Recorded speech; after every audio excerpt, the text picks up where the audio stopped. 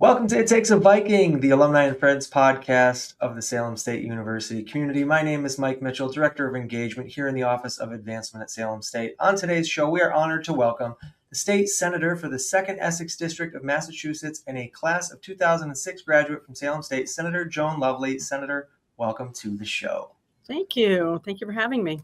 I know you are extraordinarily busy with all of the things happening at the State House and across the Commonwealth and as well as in your district. So if it's all right with you, we will get right into it. Okay. All right. The first question that I love to ask guests on the show is, what brought you to Salem State? How did you end up studying here? So let me just give you a little lead in on that. So when I graduated from high school in Beverly, grew up in Beverly, my parents didn't have money to send us to college. So they sent all of us, or most of us in my family, one of five, to Essex Aggie, which was a high school and a college when I attended there. And it was free to county students. And I had a book scholarship. So it didn't cost my parents any money. And it didn't cost me school loans, et cetera. And I actually got my degree in large animal science. So I learned a lot about cows and horses and chickens and all the rest of it. And I really enjoyed the experience. Really small school, small commuter school. And I graduated towards the top of my class. And after that, I said, well, I want to continue to pursue my education. That was an associate's degree. So I went off to UMass, Amherst. And that was an interesting experience, going from a very small commuter school to a very large university. It wasn't a great fit for me. And I knew it. And so I said, you know what, I'm gonna go back home, go back to Beverly, and I enrolled at Salem State. So that was many years ago. And when I enrolled at Salem State, I was taking, again, science courses. I wanted to be a veterinarian.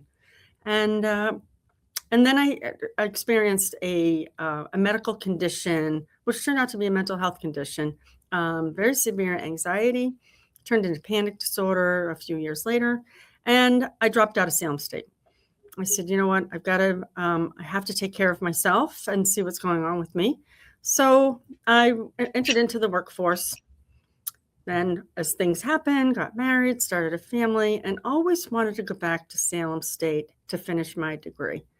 And once I got my children into middle school and high school, I found that opportunity. And I re-enrolled in 2000. And for 6 years, nights and weekends, I worked to get my political science degree in 2006. So that's how I found myself at Salem State early on in my life as a younger student, and then later in life as an older student. And that was such a great experience. It was hard to go back to school with a family, with 3 children and a mortgage and everything else and a job. But I decided to go to law school after that.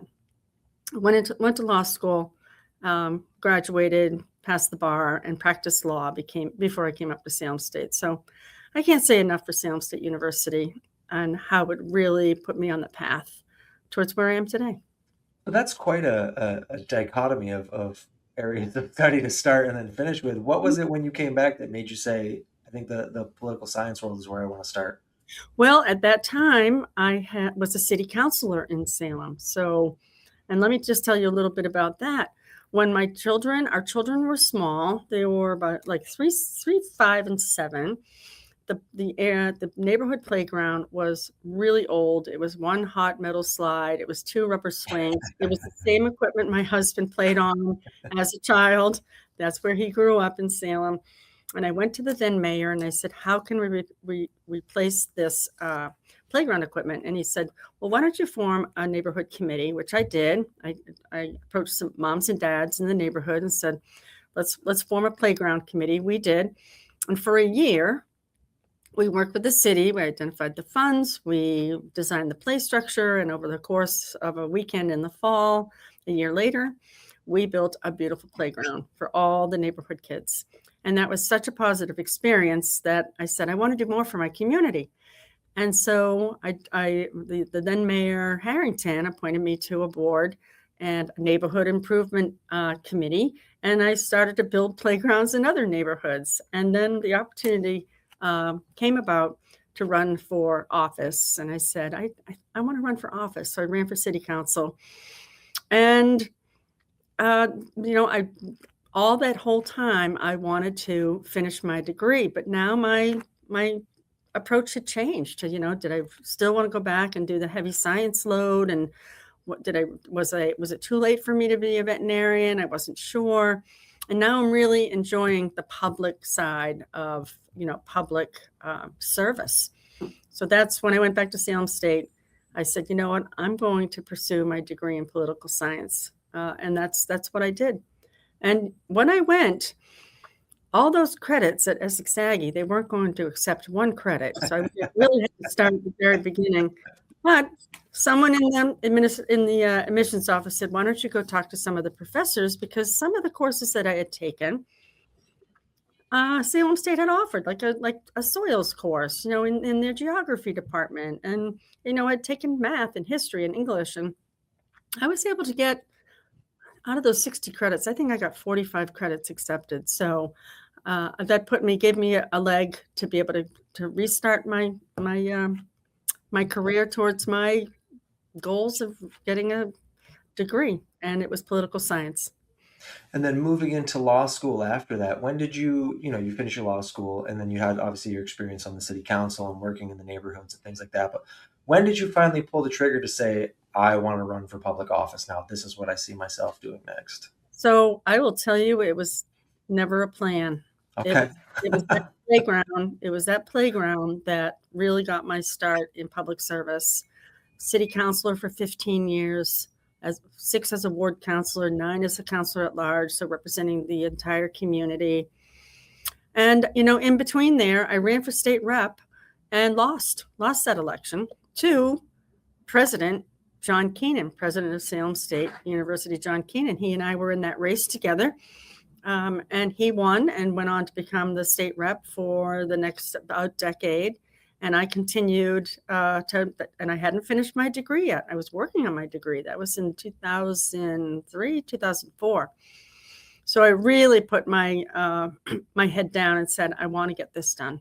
And so I got that bachelor's degree, and then said, you know what, I think I would like to pursue a law degree.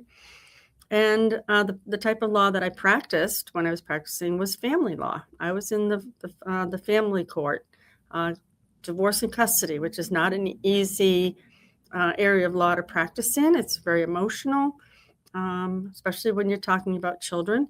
But now it's one of my biggest policy areas in the Senate is about children and families.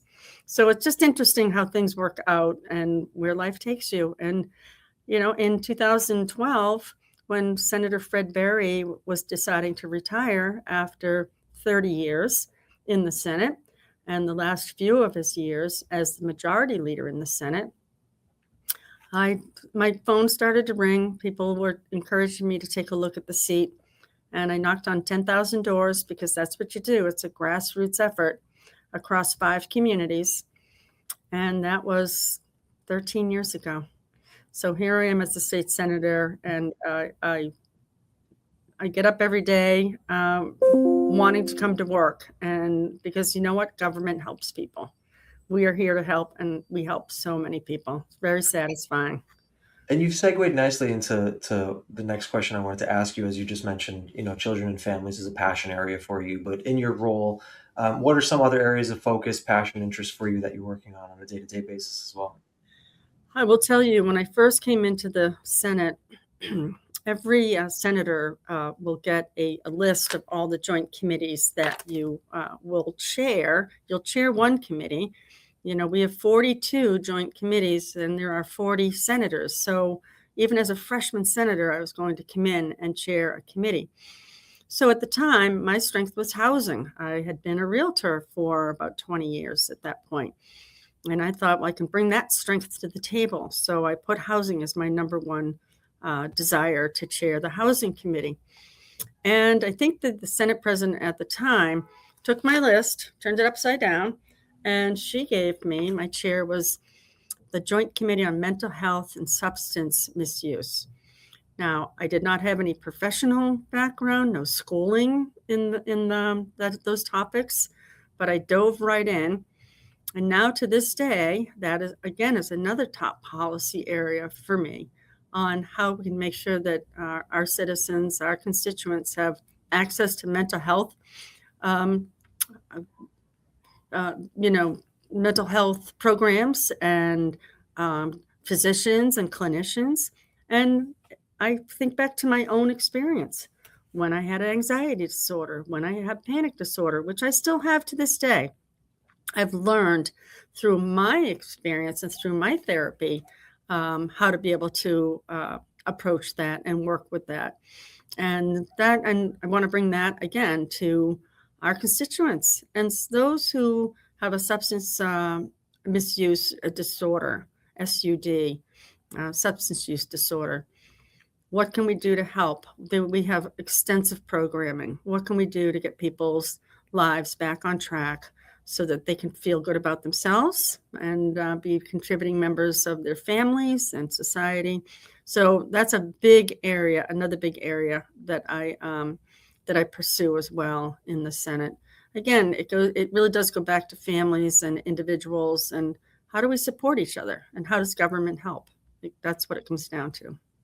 Looking at the future, you joked that the list was turned over when you first started, but are there areas that you'd maybe like to work in that you just haven't had the opportunity to yet, or is there anything out there that you haven't done yet that you want to? Yep, there are, as a matter of fact. I'd like to be on the revenue committee. There's a joint committee on revenue here. So really that is the nuts and bolts, the meat and potatoes of how we build a budget and how we, frankly, how we pay for what we want, our priorities, what we want to do as a government. So very dry subject. I would probably bore everyone to tears, but it's important. So that is a joint committee that I still want to pursue to sit on. I'm also on the Global Warming and Climate Change Committee. And I've learned so much. Again, not a policy background for me or professional or education, but I've learned so much from sitting on that committee. So every 2 years, I ask the president, please put me back on the global warming and climate change, because we're just seeing so many changes coming. And how can we, again, make the right decisions as we navigate our way through our changing planet? There's how do I phrase this? There's a certain unpredictability in being the government of the Commonwealth of Massachusetts. I imagine every year you have your annual cycles like the budget and things like that. But We do. you've mentioned climate change, which has been kind of at the forefront of both the local and national dialogues for many years now. But um, is there anything that in maybe the recent years that's challenged you that you may have learned something from that maybe you took a firm position on and it didn't quite go your way, and what did it teach you? I will tell you that when I take a position on a matter, A, I thoroughly research it. B, I listen to my constituents. My constituents are telling me what their priorities are, and frankly, they're the voters. They are who put us in office. Sometimes I'm criticized for delaying a position on a certain topic or a certain issue because I haven't heard from my district enough. And so then I'll go out and engage people. How do you feel about this issue? How do you feel about maybe it's carbon sequestration, for example, which are ways to bury carbon into our land and our property. It's by planting more trees. Who doesn't want to plant more trees? Not everybody believes that there's a problem with global warming and climate change. I'm not going to try to convince them. They just have to look outside some days and know or watch the news and some of these very triggering, terrible hurricanes and cyclones and even now snowstorms that are creating havoc across our country, but really across the globe. So, but I listen to people, and sometimes I will delay taking a position, maybe up until we're voting on the floor, because I really need to listen to my district. I don't think that's a bad thing, but sometimes I'm criticized for it. But that's where I'm most comfortable because I want to make sure I've heard from everybody. I can't hear from everyone, but hear from enough people that I know how the district is wanting to move in one direction or another. And you've shared now that you took a somewhat less conventional path to your role as a senator, and you know the steps that you took to pursue public office and achieve public office. But if you were talking with a constituent, a young college student who might be interested in a life in public service, um, I guess it's a two-part question. So, thinking back to your time as a somewhat non-traditional student, but maybe if you were talking to a conventional 18 to 22-year-old college student, what would be a piece of advice you would give yourself, and what would be a piece of advice that you would give them? So, a piece of advice I would give them is, and I wish I had started it sooner, uh, but is to get involved in your community. I did get involved in my community when I became a parent, and I saw there were some voids like that playground. We really needed a nice playground, and that goes back to my experience as a child. We had playgrounds, and we were in those playgrounds for hours every single day. And I was looking at playgrounds as my children were starting to grow, and said, "Gosh, there's nothing to offer them, especially this old, dilapidated equipment." But I wish I had really thought to get involved in my community earlier, sooner. And I think I will tell you, I'm very, very impressed by our both our high school and college students today. They're mature. I believe that they're more mature today than when I was in high school and first in college. A lot of students really want to know where they want to go. I don't think you absolutely have to know where you want to go when you're that age, although a lot of students don't. I'm very impressed by that. But I think that I'm not sure that there's a lot of youth that are thinking about their community and how do I get involved. And that's exactly the voices that we need to hear from. Yeah. As we're making decisions at the local level, we need to hear from our young people. So that would be my advice to them and to myself. Get involved early on. If you're thinking about a career in public service, people will call it politics. I have to admit, I don't like the political side of the job. I like the policy side and the work that we get done. But there's a political side that comes with it. I understand that. But get involved. Join a board. Salem always has, through the mayor's office, always has opportunities to be on a board, be on a commission. We have a youth commission. There's lots of ways to get involved. Explore it, be a part of your community. That is the probably the best foundation for me moving up and then into this position is my experience at the local level. It's priceless. Okay, dip your toe in the water of service and see if you like it. Mm-hmm. So you, again, somewhat less conventional path to college, but you and I had the opportunity to meet a few years ago when the political science, now politics, policy, and international relations department was celebrating, I believe it was its 20th or 25th anniversary as a major. Mm-hmm. That department has produced some incredible public servants.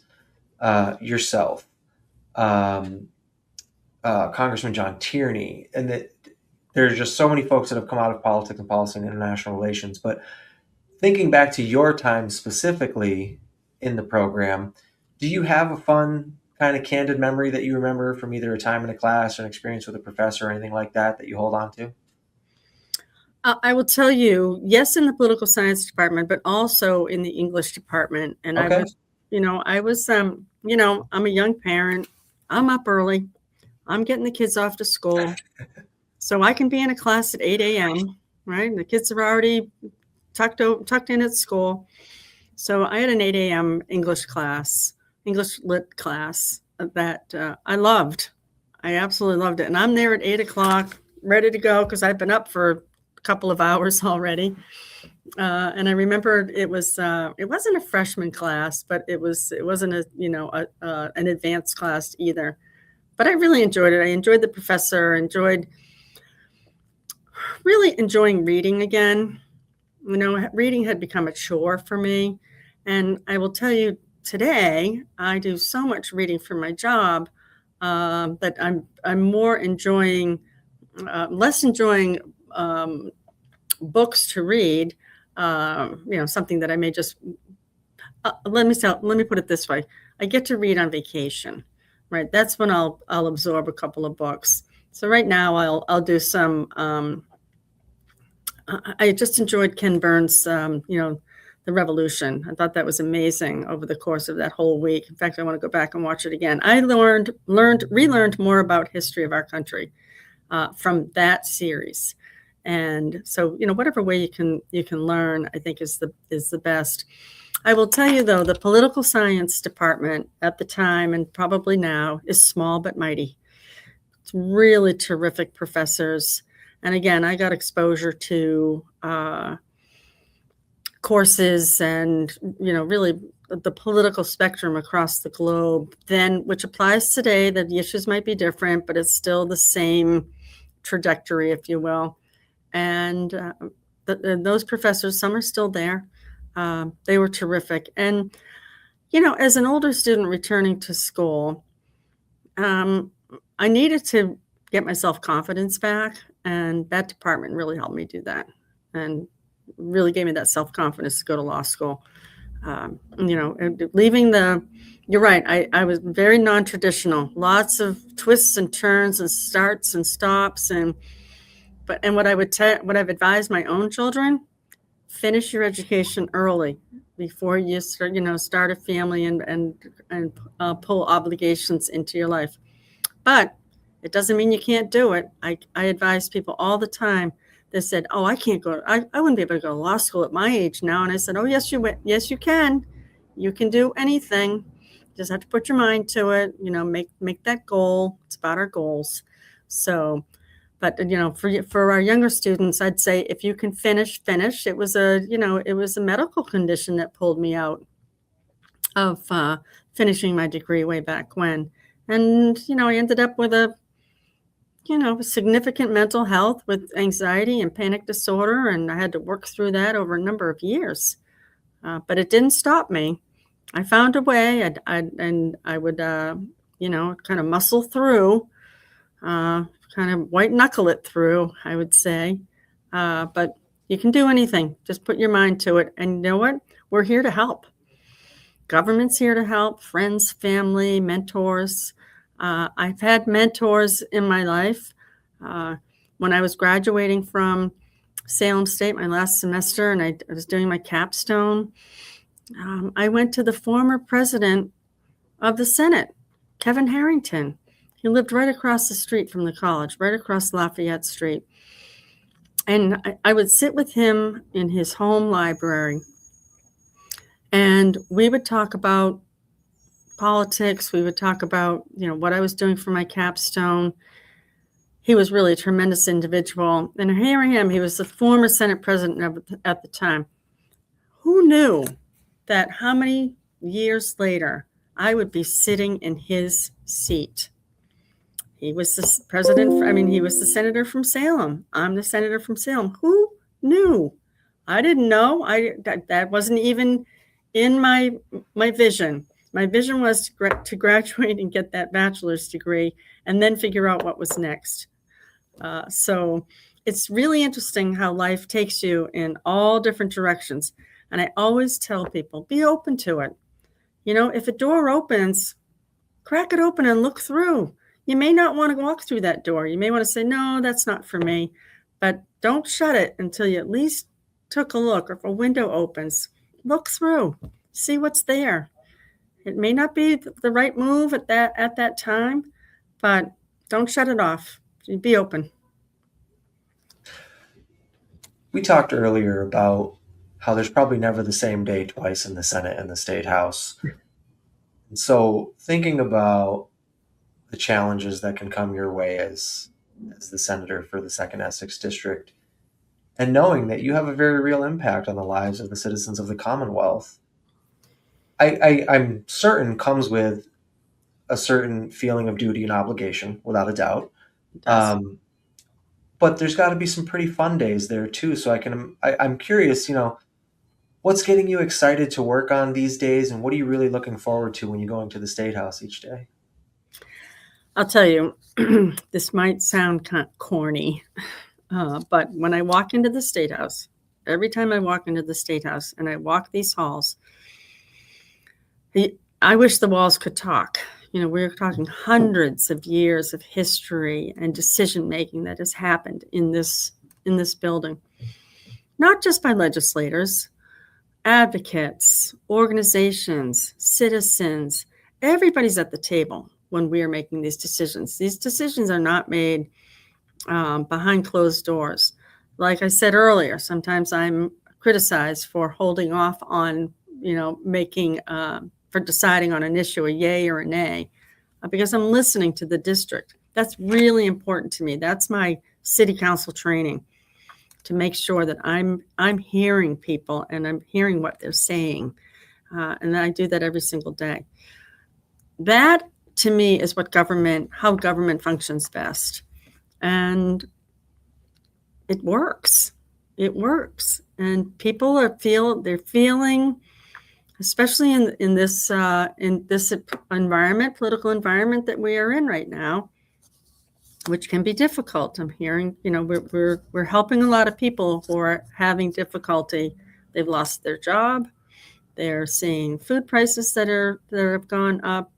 Rent certainly has escalated to the point where it's a lot of people can't afford it. I actually was just in the housing court last week. Now, I said I don't practice law. I keep my license current, but I don't feel I can be a part-time legislator and a part-time lawyer. I got to do one of the or the other, and I've chosen to be a full-time senator. But a friend was being evicted and couldn't afford a lawyer, and I went in just to help her out. And the courtroom was packed with evictions, a housing court. So, I see the need, and so government is here to help. As I say it all the time, and some people go, "Nah, I don't believe that." And I said, "No, it really is. Where's the need, and how can we help?" We get a lot of calls about people trying to navigate the Registry of Motor Vehicles. Not the easiest agency to navigate, and we can help them navigate and get some answers. These are more complex issues that people may have. So that's what government does. I mean, we can dive in on some complex issues and find out what agency in the government can work. That makes me feel pretty good that we are able to do that we can help people, because that's what government's supposed to do. And that's what excites me to walk in here. But for any of your viewers who have not been to the State House, please come to the State House. We will set up a tour, and we will be able to take you to where places that are off the regular tour, like on the balcony of the front of the State House. It's very special. But come in and learn about it, especially young people, especially students. Come in. If you haven't been in the State House, you need to come in and experience it. You won't be the same. And I couldn't agree with you more. And I say that to say that we were there recently for the governor's announcement with the Department of Education about the impact of higher education and advanced learning after a primary and secondary degree. And to just have the opportunity to be in that space with all of those people. And you look around and you're absolutely right when you consider the history of that building, the history of the Commonwealth. I think I learned on my tour that we have the oldest constitution in the country as well. We do. And the young man who gave the tour was absolutely fabulous. So I speak from firsthand experience. The tours are great there. Certainly go check them out. I want to ask, because I want to know if you knew about this beforehand, but I learned on the tour that in the Senate chamber and the House chamber, there are two different but equally funny stories about fish. There are. So the Golden Dome, that was the original building for the State House. It's the Bullfinch building. And it had, under the Golden Dome was the House of Representatives, and in a room just adjacent was where the Senate met. Now, back then, the Senate and the House legislature was about double the size of what it is now. It's 200 members today. It was about 400 members way back when. And so if you can imagine a smallish building with 400 mostly white men at the time. It's changed, and I can talk about that in a moment. But in the chamber was the sacred cod, and the sacred cod hangs in the House chamber today because when the House was moving into its new chamber 100 plus years ago, it took the sacred cod with it. Now, if you remember, the sacred cod is, codfish was the number one fish to fish for in our waters. So the sacred cod hangs in the House chamber. But the Senate was left without a fish. So they have there is a fish, and it actually hangs in the chandelier in the Senate. There's an enormous chandelier. So now the Senate is under the Golden Dome. That's the Senate chamber. And it's the holy mackerel. So there's a giant fish up there that's in this giant chandelier in the middle of the Senate chamber, and it's the holy mackerel. So the Senate has the holy mackerel, and the House has the sacred cod. And we incorporate our rich maritime history into our places of elected officials on a daily basis. I love it. Senator, as we mentioned at the top, I know you are extraordinarily busy these days, so I appreciate so much you taking out some time to talk with us today. Thank you for your time. Thank you for your service. Thank you for being a proud Salem State graduate. We are so thrilled for you. Wish you nothing but the continued best in your future pursuits as well. Thank you. So appreciate that. And I also want to mention, you had mentioned Congressman John Tierney, but let's also mention Lieutenant Governor Kim Driscoll. Of course. District Attorney Paul Tucker, and myself. Yeah, all proud Vikings. And so thanks for the opportunity to meet you today and talk about what we do, but talk about being a Viking. Senator, thank you once again, and thank you to everybody who's been following along and watching. This has been another episode of It Takes a Viking, the Alumni and Friends podcast of the Salem State University community. My name is Mike Mitchell, Director of Engagement in the Office of Advancement here at Salem State. And until next time, thank you for watching.